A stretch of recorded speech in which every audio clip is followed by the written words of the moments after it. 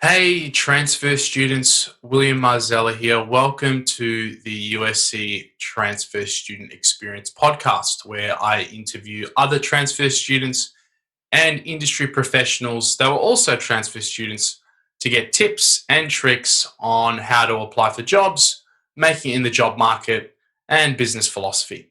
On today's episode, I interview Nelson Lee, a business administration transfer student with a very interesting entrepreneurial background. He also has a very unique immigrant history, which I think we can all come to appreciate. Transfer student experience. The transfer student experience. The transfer student experience. Welcome to the podcast, Nelson. Thanks again for joining me. We'll jump straight in. So, I understand that you transferred from LAPS College. Yes, that's correct. You are now doing business administration at USC, rising sophomore. Your family is in the business industry. You are a little bit entrepreneurial in that you're reselling streetwear clothing pieces. Yes, that's actually true. Yes. And you also interned at Amazon, which is super Yeah. cool. Mhm. And you are passionate about the film industry. Is that accurate, or am I Yes, missing something? that's all. That's all accurate. Yes. I think that sort of gives people a nice overview into who you are and what you do, but I'm sure we'll definitely get into it more specifically in a little bit. Something that I didn't know was if you were a full admit or spring admit. Can you talk to me a little bit about either what classes you're doing now or what classes you intend to be studying when you actually come to USC? I'm actually starting USC in January, so I was a spring admit for this case. But what I will tell you is the classes that I do plan to take in the future. Basically, my career goal is I want to be an entrepreneur in business, but I also like film. So what I one day want to do is I want to open up my own film company and create films for others to watch. So when you got into my reselling business, selling clothing and sneakers and stuff like that, that was actually how I started. That was something that, I was in high school and I thought, what can I do to get my feet wet in this case? And I love streetwear. That's one of my hobbies, is to look into it and see other people's outfits and stuff like that. I was really caught off guard when I bought up a t-shirt. It was just a plain t-shirt. There was just nothing special. And I resold it for a high amount of money and I made a lot of profit on it. I'm thinking, whoa, if I actually took this seriously, maybe I can make it into something. So I looked into it, I did a lot of research, and it took off from there. I still do resell products to this day, but that's because, with COVID going around right now, there's a lot of people who are unemployed, stuff like that, people struggling to find jobs. I just do it because, it's worked out for me, and just continue as best as I can. Right. And so the company that you do that with, is that your own company or is that someone else? No, that's someone else's company. So StockX, it's pretty much like they call it a stock market of streetwear products. So you can buy sneakers, you can buy clothing, apparel, and stuff like that. It's basically a whole community of other resellers like me who come together, sell on that platform, and people are buying these products, spending their hard-earned money to make sure that the products are legit and they're real. So basically, StockX is the verification company. If you make a sale, you package your products, send it to the StockX warehouse, they verify it, and then they ship it out to the buyer. So they're pretty much an outlet for watching out for any counterfeit products. Yeah. So they're sort of like a distributor, but also sort of with a little bit of legal oversight as well. Yes. It's amazing to see that when an idea that you have actually generates money. The Yeah. fact that you're like, no one's going to buy this. I'm thinking, who's going to buy an old denim jacket for Yeah. $400, $300? Yeah, that's literally what I was thinking. And there are those buyers out in the world. There are. So. It is very much about perception, right? People's perception of the product. As soon as you put this sort of vintage aesthetic on it, once you take it out of Ross's or any other sort of op shop and put this nice sort of brand around it, people flock. Yeah, it's they crazy. do. Yeah, one quote that I heard another famous reseller say, and I think he's a hip hop artist too, which was, he said, "Things are only worth what you're willing to pay for them." And I thought, that is absolutely true. If I'm willing to pay $500 for a t-shirt, then I'm going to pay that $500. But me personally, I'm not like that. I don't want to pay $500 for a t-shirt, to be honest. But yeah, there are those buyers. Coming from that business background, right? Coming from that experience, what are you sort of looking for in classes at USC? Is it to consolidate that experience? Is it to give you an extra edge? What are you sort of hoping to get transferring Uh, to USC business? I'm very open-minded to a lot of things. The reason why I chose USC as a school to transfer to was because in their school statement, they said, we want our students to not only take the classes that tailor to their needs, but also give them more broader view of other things that they're interested in. And to me, that means everything because I feel like if I were to attend another school, they would have me strictly focus on the business side of things because I'm a business major. But like I said, I'm also interested in film a lot. Like I do love films and creating films. And the fact that USC welcomes students to not only take classes that are fully fitting for their major, but also to branch out and do more. And that's something that's really important to me. And so it sort of fits into the goal of creating someone that's well rounded and multifaceted. Yeah. Awesome. Sometimes when we transfer into college, I know you obviously a spring admin. Sometimes when we transferred into college, we definitely experienced challenges in how the university and student organizations communicated their resources, whether it be classes to take or events. I know I was a full admit, so I didn't Okay. sort of have that limbo period that you're in right now, sort of waiting. Yeah. But I know it definitely took me a while to find friends and just find my footing as well. So I'm sure you sort of experienced a little bit of that. What communication challenges have you faced? I'm assuming me reaching out to you is probably the first you've heard from me. What would you wish that TSC, so the transfer student community, what would you think TSC could do as an organization? It is a difficult time right now with like, COVID going on and communications are like put to a halt right now. Like, I don't know to be honest, I don't know when's the last time I talked to someone in person. But just being safe, social distancing. I mean, I guess the hardest thing about communications for me, to be honest, it's really the start. Like, starting off it can be difficult to do. I even experienced this in my first year at community college. Like, I'm just thinking, how am I going to make friends? How am I going to get to talk to people? And this is a very important lesson that I learned, which was someone's got to make the first move, either you or you just hope someone else would do it. And the chances of someone else doing it are slim compared to you doing it first. So I always told myself, like, you know what? When I go to USC in the spring, I'm gonna do that first move. I don't care what people think, whether I come off as like too social or something like that. But there has to be a spark, and someone's got to do it. So it's up to me to do it. So and it's like it's like no one else gonna do it. Why not you? 100%. It's Yeah. that business mindset. They have a saying in marketing. They say if you don't offend somebody Yeah. before 12 p.m., you're not doing your job. Yes, You know? that's my dad taught me that too. So So I guess that's just the natural way of you being proactive and going out there. That's Mhm. cool, man. It's Yeah. it's good to hear that you sort of got that proactive attitude because I definitely know a lot of people through no fault of their own are just unsure. So Yeah. it's good to hear that you're sort of taking your own initiative. No one likes monkey work. Yeah. Sometimes we find ourselves doing it day to day, like just menial tasks, right? For school. Yeah. If Right. you could wave a magic wand, and I mean, given that you've got this extracurricular experience with business, Okay. there's also that too that you could sort of answer to this question. If you could wave a magic wand and make one activity you do now disappear, what would it be? Oh, that's a really good question. Oh, I got it. I always try to tell myself every day to be better than what I was yesterday. So if I feel like, I slacked off on something the other day, I want to do like be much better at it.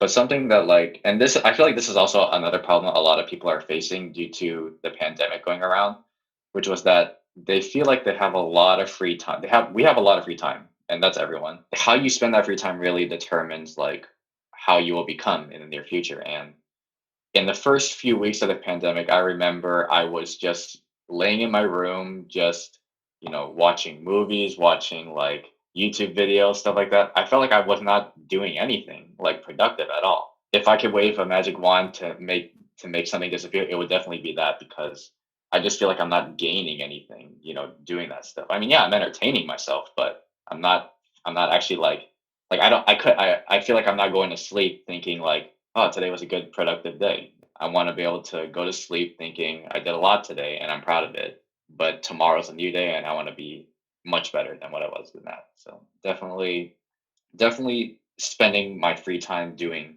something new, like whether it's like learning a new skill, learning a new hobby, and things like that. So The activity that you would make disappear is being lazy.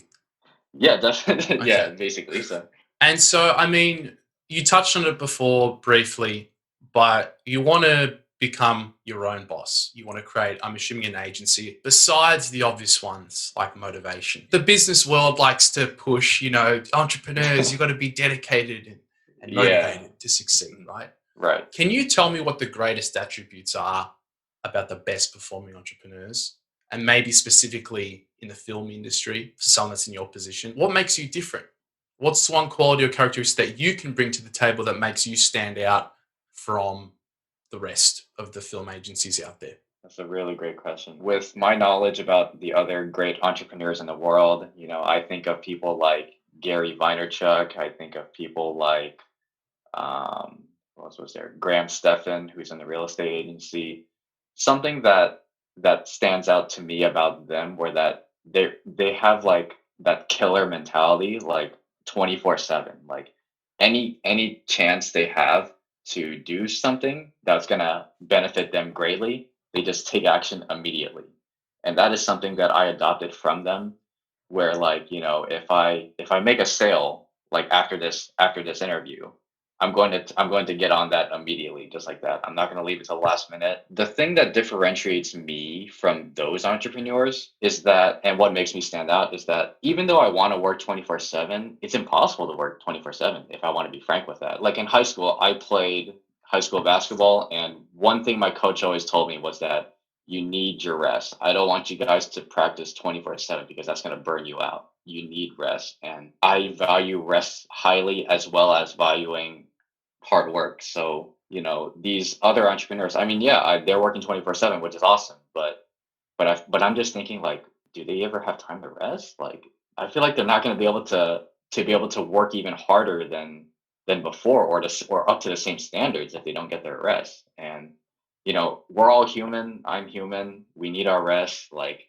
just understand that you need your rest to take your time, and as soon as you're done in that period, get back in the morning or whatever time and get going again. I feel like you would maximize your efficiency if you just take breaks in between them and just get back to it, because I mean, yeah, let's say you work 365 days a year nonstop. That's awesome. But what about the next year? How are you going to perform on that? You're going to perform to the same standards, or are you going to double it? I don't know, but so.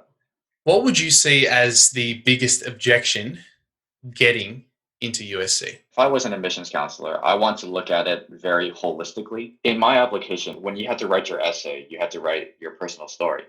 And basically, what my personal story was, both of my parents grew up in a third world country in Indonesia. At one point in my life, I was about to live that lifestyle, being in a third world country. But they made the choice to immigrate over to the United States for me and my older brother's life, so that we have a better life than what they had. To me, that was something that meant a lot to me, and that's something that defines who I am. I could have had a different lifestyle compared to what I have now. What I look for in a candidate is originality. You go on YouTube, you see all these people saying like, oh, you should write your personal essay about this and this and this. That's not going to work, because that's just another person's advice telling your story. That just doesn't make sense to me. Like, it's not you. Like, you're using someone else's advice to tell your own story. I mean, yeah, you can use like some advice, like different writing styles. If you're just copy and pasting someone else's story as your own story, that's just not the way to go. And I know that everyone, they have their own story, and that's what makes everyone unique. I just want straight to the point. What happened in your lifetime that brings you here now, basically? They can tell if you're Yeah. bullshitting. Yeah, for sure. Yeah. I'm going to go back to value. Okay. What Yeah. Okay. Yeah. does sound like Ty Lopez right now? Like knowledge. What value do you think there is in being a transfer student? Because I don't think a lot of people don't see the positives. They see the negatives. They say, oh, it's hard to be a transfer student. I have to go through all this sort of stuff. But they don't focus on actually how that made them a better person. So how do you think being a transfer student and being involved in a transfer community makes you a better person? It is very true how people focus on the negatives a lot. For me, I tend to be more of an optimistic person where I look at the positive side of everything. One thing that I'll take away from being a transfer student is I learned so many lessons in community college that they really helped shape the character that I am right now. If you were to see me in my first week of community college, I'll be honest, I was such a hard ass on everyone. I had that killer mentality, like I just came here. I'm only at community college for one thing only, and that is to transfer out of here. So focused on myself, but I realized to myself that I'm missing everything. At the time, I was focusing on the end goal, which is to transfer to a university. A lot of people tend to overlook the process that it takes to get to that point. I just decided to just take in everything, like take in the campus, the environment, everything around me, the people around me, the activities that there were. I think one negative people see of being a transfer student was that, oh, you didn't get in the first time and now you're just trying to get your second chance at it. Like, to be honest, who cares if you didn't get in the first time? Like, it's a difficult thing for a lot of people to do. And this is me being honest with myself. If I had to be honest, I think getting in as the transfer student, it's a way more fulfilling accomplishment than being getting in the first year because people are constantly telling you, oh, you won't get in, you can't do this. Like, it's much harder to do that. Like, you're just a reject. Just accept that. And I'm just like, yeah, keep coming with those remarks. That's just gonna fuel me even more. Going to community college definitely honed my work ethic. I definitely felt like, there's a big chip on my shoulder through it all. I'm happy that as I go into USC, I will still have that work ethic and to even further it more at when I start. And you definitely proved them wrong Yeah, getting for in. sure. Yeah. If you could give your younger self one tip, whether it be for the transfer process, whether it be for business, whether it be for life, what would it be? Whatever your story is, be proud of it. When I was younger, I always dreamt, high school, I'm going to do this. In college, I'm going to do this. In life after college, I'm going to do this. Who cares about that agenda? Things are going to change as you grow older. I understand there's a lot of people like me who want something to be perfect, like how you sketched it out. There's no such thing as a perfect sketch of your life. You're going to be experiencing a lot of new things that you never even imagined doing. People say, but I failed at doing something that I planned to do. Honestly, take failure as a positive. When you fail at something, you learn something about yourself and it makes you even better. For all I know, in the future, when I graduate college, maybe I won't be in the business industry. Maybe I'll fully commit to the film industry, or maybe I'll be like a doctor or something like that. I don't know. Like, that's the thing. I really don't know. But I just want to know that whatever happens, either today, tomorrow, next week, next month, just be happy about it because you'll learn a lot about yourself that you never knew about yourself. And most importantly, you'll be happy at whatever you plan to do because I didn't want to go to community college. I really didn't. But when I went there, I had so much fun. Like, I really did have a lot of fun. Like, with it, I got to learn a lot of new things about myself I never knew. And it definitely made me who I am. Just trust whatever's going to come at you. Trust the process and enjoy the journey to get there. Yeah, for sure. Awesome, man. Well, I think that's a great note to end it on. Yeah. Thank you for taking the time to speak with me, Nelson. I really appreciate speaking with like-minded students and especially someone as mature as you. The fact that you're a sophomore and you're talking about this stuff, it's awesome, man. You're going to go really far. So yeah, thank you. I really appreciate you inviting me on for this. It was really awesome. The transfer student experience. The transfer student